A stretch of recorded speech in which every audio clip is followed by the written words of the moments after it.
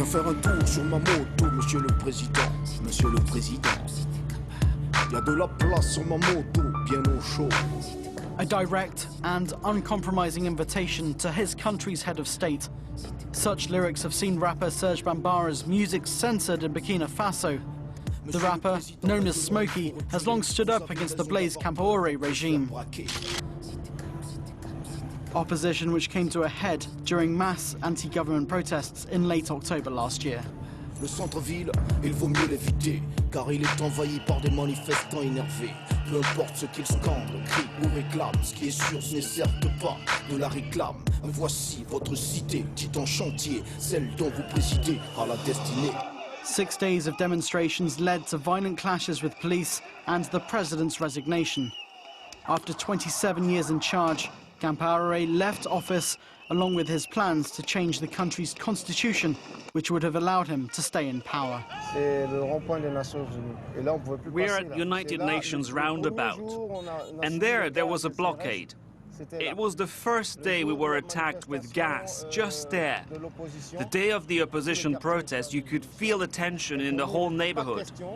And to us, it was clear that it wouldn't stop there. And it didn't. The National Assembly was brought down in flames.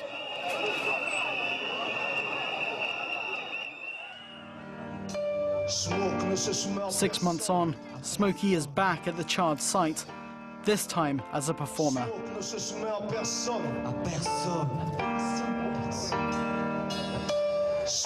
It isn't just the rapper's lyrics that send a powerful message. The setting does too. A year ago, such a performance would have been unthinkable. Supporting him, fellow activists known as Le Balai Citoyen, or the Citizens' Broom, the collective responsible for organizing the popular uprising that overthrew Blaise Compaoré. Qu'on puisse ensemble se remémorer le prix que la jeunesse burkinabé et que le peuple burkinabé a dû payer pour se libérer de 27 ans de dictature. A fact which Smokey still revels in. All the gold is gone. There's nothing left. If you want to see something really impressive, come, have a look. This is where the decisions were made for the so-called good of the nation. But in the end, it proved, at least in the case of the 28th of October, that all the decisions were made to secure the power of a single individual. And this is the result. The Citizens' Broom want to build a museum where the National Assembly once stood, with the new government building just behind. The plan is that MPs will have to walk through the site of the old parliament to reach their new offices. That way, they will always remember that they're here on a mission for the people and that they will have to face the consequences if they don't fulfill their obligations. We don't want the story to repeat itself, and this sets a good example. Despite becoming heroes of the revolution, the members of the Citizens' Broom are refusing to stand in the country's elections planned for October. The goal of the Citizens' Broom movement is to keep a watchful eye on behalf of the people. You cannot be a member of a government and at the same time criticize what this government is doing. It's for the public to do that. Which is why they're keeping such a close eye on the next step. The political transition is being overseen by the military, and the Citizens' Broom are staying as vigilant as ever.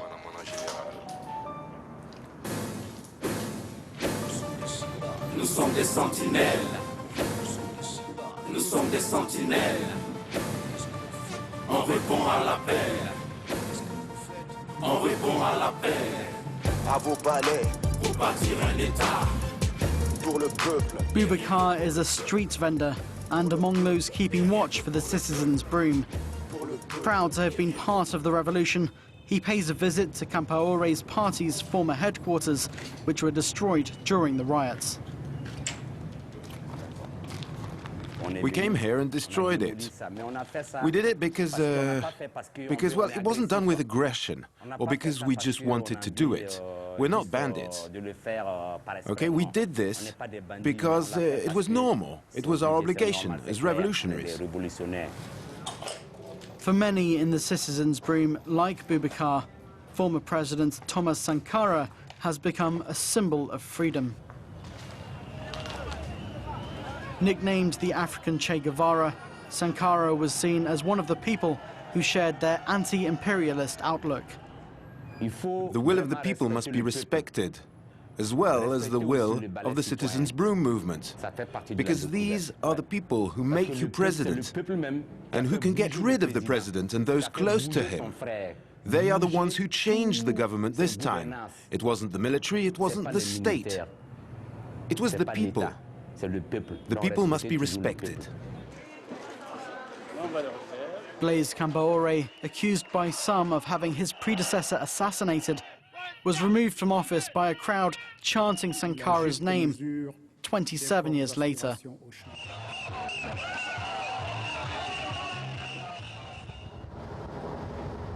In an upscale neighborhood near the presidential palace, members of the party refused to condemn the former regime, despite the popular revolt. 6 months ahead of the elections, we are naturally preparing to win. After 27 years with a country like ours, where there are unsolved problems like high youth unemployment, you can't remain popular. That's the reality of it. Therefore, it requires effort on our part to make the necessary reforms which can make sure the CDP remains a credible political party. Some former government leaders say the systematic destruction of houses owned by those close to the regime is evidence the revolution was not organized by civilians on the street.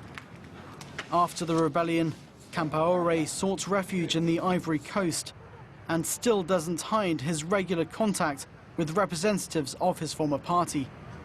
But for Alidou Ouedraogo, a long-time government critic, he doesn't have the means to represent a real threat to the transition. We don't have a democracy, but we have the elements needed for democracy.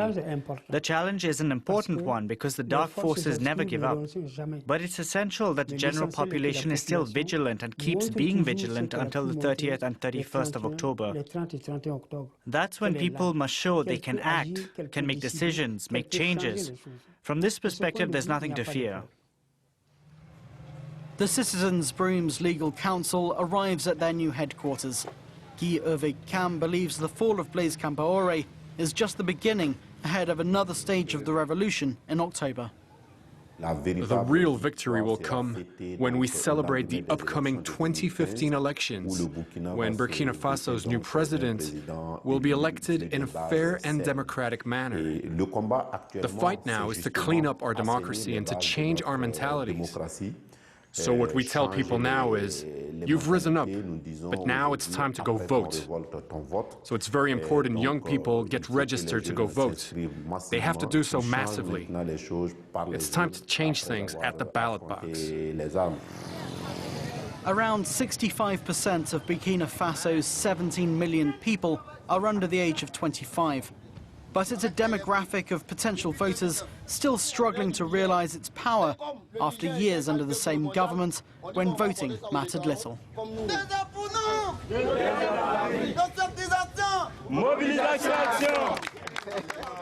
Governing is all about planning in advance. And of course, to make plans, you have to have solid ideas.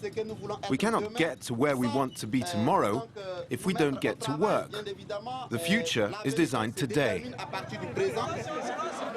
Some students are starting to make changes of their own. Many at the University of Ouagadougou were among those who took to the streets. Now they're taking part in daily debates organized by young activists who define themselves as the elite of tomorrow. In reality, who is the Presidential Guard? It's Zida. Didn't you know? He's swapped uniforms. He's no longer Presidential Guard. He's swapped.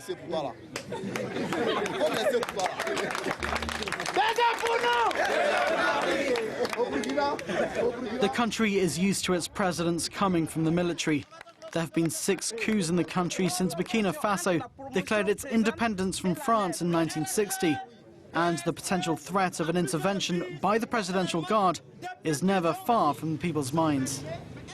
The Presidential Guard thinks it's an untouchable regime. And if they think that, and really know that they are untouchable, that's fine. Let's send them to Nigeria. Let's send them to Chad to fight Boko Haram and the jihadists.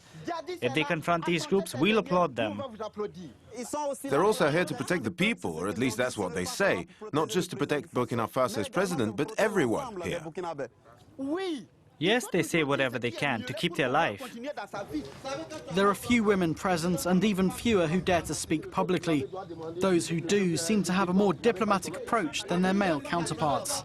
The problem with the Presidential Guard has to be resolved peacefully because many transition leaders are part of it. Maybe we should create a special army unit for them. It can be an anti-crime unit, an anti-terrorism unit, training people like that. But there's no need to fight about it. The Presidential Guard raises many questions when it comes to security and military ethics. Is our country truly a democracy? I don't think so. A society where Kalashnikovs lurk behind the presidential palace, that's not the type of democracy we want. The next 6 months, as the country prepares for its presidential election, will be the test of the success of Burkina Faso's revolution. Compaoré's 27-year-old regime is over, and the shoots of a fledgling democracy are starting to emerge. But it's only the beginning.